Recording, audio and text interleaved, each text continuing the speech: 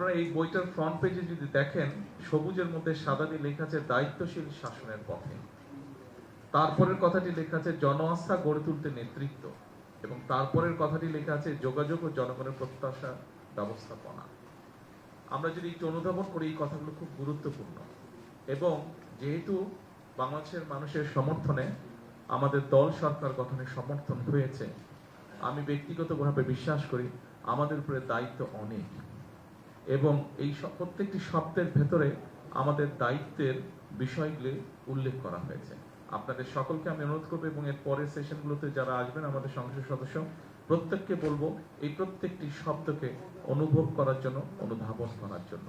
আমরা যদি এই শব্দগুলোকে আমাদের রাজনীতিক এবং এই সংসদের মধ্যে এই শব্দগুলোর প্রতিফলনগুলো আমরা বাস্তবায়ন করতে পারি, তাহলে একটি দায়িত্বশীল শাসনের পথ, অর্থাৎ বাংলাদেশের মানুষের যে প্রত্যাশা, যেটি নিয়ে আমরা এতক্ষণ আলোচনা করব, সেটি আমরা কতটুকু পারবো জানি না, অন্তত শুরু আমরা ইনশাল্লাহ করতে পারবো, এইটা আমি বিশ্বাস করি। আপনাদের সকলকে আন্তরিক ধন্যবাদ। আসসালামু আলাইকুম।